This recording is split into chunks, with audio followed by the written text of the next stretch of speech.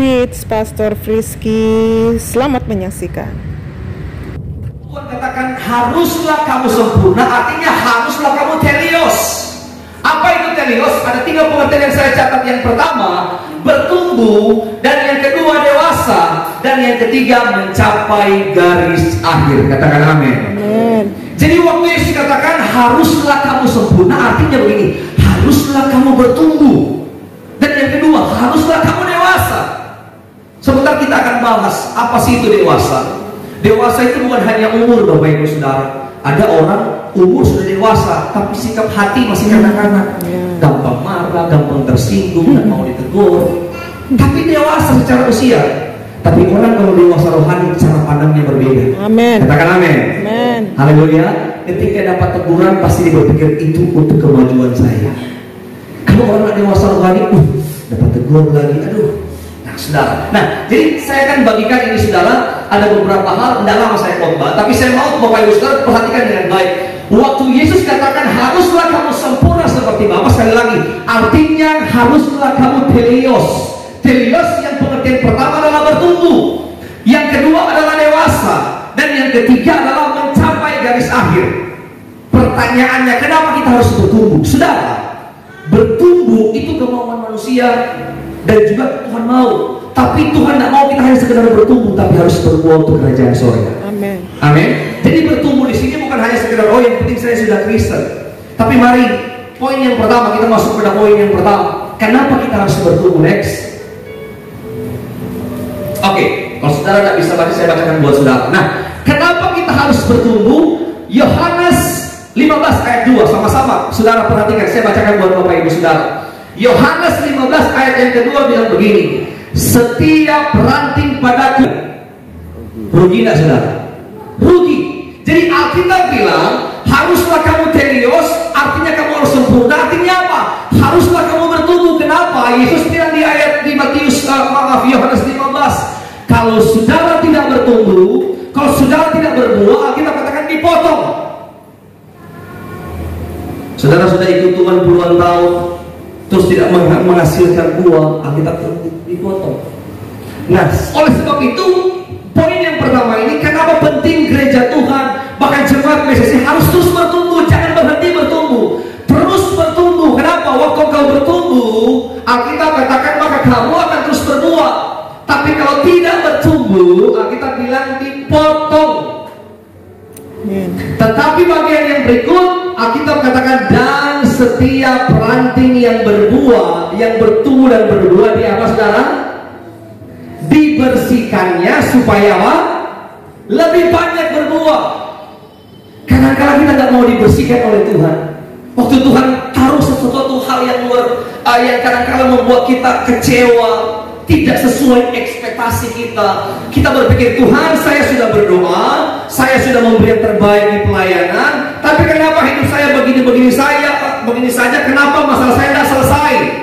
Saya mau beritahu bagaimana Tuhan. Waktu Alkitab katakan haruslah kamu berbuah. Kenapa harus berbuah? Kalau tidak berbuah dipotong. Sedangkan kalau kita ingin berbuah, Alkitab katakan supaya kita berbuah harus dibersihkan. Jadi izinkan Tuhan membersihkan hidup saudara. Amin. Amin Bapak Ibu Saudara. Izinkan Tuhan memproses hidup saudara. Apakah lewat firman, apakah lewat saudara pimpinan rohani saudara, atau orang-orang sekeliling saudara yang mau saudara dewasa. Saya 5 tahun berumah tangga Bapak Ibu. Tapi waktu saya ngerti ayat ini, Tuhan, izinkan Tuhan, apapun mungkin Tuhan kirim orang untuk membersihkan saya. Karena kalau saya sombong, menganggap berpengalaman, menganggap tahu. Tapi saya percaya setiap proses yang kita lewati, waktu kita naik, waktu saudara berjalan dengan Tuhan dengan proses, maka apapun yang terjadi, sekalipun mungkin orang baru di step pertama, step kedua, proses yang berat, mungkin karena orang mau turun sedikit. Tapi saya selalu punya prinsip begini, kalau Tuhan proses saya, kalau Tuhan bawa dengan proses yang berat, pasti akan alami kemenangan yang besar. Amin. Semakin besar peperangan yang saya hadapi, maka semakin besar berkat yang saya akan terima. Amin. Amin. Orang cuma mau berkat besar tapi tidak mau proses yang besar. Tuhan tidak fokus pada hasil, Tuhan fokus pada proses saudara. Manusia fokus pada hasil, tapi Tuhan fokus pada proses. Katakan amin. Amin. Waktu proses jangan protes. Amin Bapak Ibu. Nah terus, jadi Bapak Saudara, tetapi bertumbuhlah dalam apa Bapak Bapak Ibu? Kasih karunia. Tuhan taruh ketika Tuhan taruh pewahyuan buat Petrus.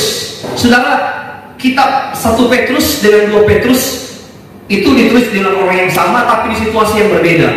Ketika Petrus menulis surat yang pertama 1 Petrus itu kepada orang-orang yang lagi mengalami trouble, mengalami intimidasi, mengalami tekanan yang berat. Banyak orang Kristen ketika terima Kristus mereka banyak dibunuh, dan Petrus taruh ayat-ayat dalam 1 Petrus itu saudara tentang supaya jemaat kuat. Tapi di pasal 2 Petrus ini, di 2 Petrus ini saudara, di ayat yang pertama sampai pasal pertama sampai pasal yang ketiga, itu orang-orang lagi menghadapi pengajaran-pengajaran yang sesat. Sehingga kita katakan kamu harus bertumbuh dalam kasih karunia. Apa itu kasih karunia? Charis artinya begini, kekuatan rohani. Kekuatan rohani kita tidak terletak pada apa yang kita miliki, tapi apa yang kita percayai. Amin. Waktu kau percaya kau punya Tuhan yang besar, itu letak kekuatan rohanimu. Dan selanjutnya kita bilang begini Bapak Ibu, bertumbuhlah dalam kasih karunia dan dalam apa? Pengenalan akan Tuhan dan Juru Selamat. Waktu Petrus tulis ayat ini, dia ngomong ke orang Kristen, Tuhan bukan baru 1 tahun ikut Tuhan, sudah puluhan tahun ikut Tuhan, tapi Petrus masih bilang begini, pengenalan, bertumbuhlah dalam pengenalan akan Tuhan. Kenapa? Karena kalau orang Kristen sombong, oh 40 tahun gua ikut Tuhan, 10 tahun gua jadi anak Tuhan, masuk kenal Tuhan. Papa saya Kristen, opa saya Kristen. Jadi pasti kalau saya Kristen hari ini, berarti saya kenal Tuhan. Saudara, pengenalanmu akan Tuhan tidak diukur dari berapa lama kau ikut Tuhan, tapi berapa sering kau punya hubungan yang pribadi dengan Tuhan. Amin. Karena pengenalan ini artinya saya sudah bahas di workshop ujian penyembahan. Mengenal itu sama kata dengan ginosko. Mengenal Tuhan, tahu Tuhan, kenal Tuhan, dan alami pribadi Tuhan. Waktu engkau sampai di titik alami pribadi Tuhan, maka tidak ada hal yang membuat engkau kecewa. Katakan amin. Karena engkau kenal siapa yang menyertai engkau, engkau kenal siapa yang menuntun engkau. Engkau punya bukan cuma punya Tuhan yang punya alam semesta, tapi engkau punya Tuhan yang selalu menyertai. Bahkan Alkitab katakan dia menyertai kita sampai akhir zaman. Amin. Amin Bapak Ibu Saudara. Yang pertama adalah ketika dapat masalah, dia bertanya sama Tuhan. Orang kalau masih bertanya sama Tuhan berarti dia masih percaya sama Tuhan. Betul nggak? Tapi respon yang kedua, kalau kita dapat masalah terus kita mempertanyakan Tuhan, artinya kita mulai ragu dengan Tuhan. Jadi ada dua kata yang berbeda saudara, bertanya sama Tuhan dan mempertanyakan Tuhan.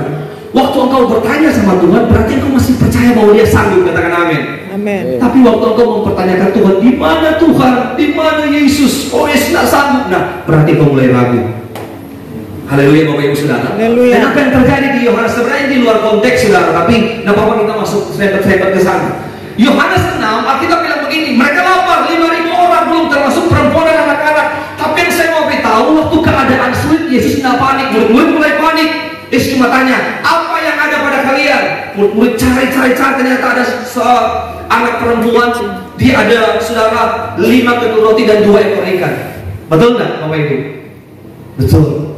Ada yang seorang pengkhotbah karena dia terlalu semangat Bapak Ibu Saudara, terlalu berapi-api, dia bilang murid Yesus cari pada waktu itu dan mereka menemukan seorang anak dan anak itu membawa 5 ketul roti dan 2 ekor ayam. Oh saudara, haleluya. Alkitab tidak pernah mencatat 2 ekor ayam, cuma 2 ekor ikan. Ayam. Kita tidak tahu itu ikan batu atau itu ikan goropa atau cakalang, yang pasti 2 ekor ikan. Saya bayangkan 2 ekor ikan dan 5 ketul roti.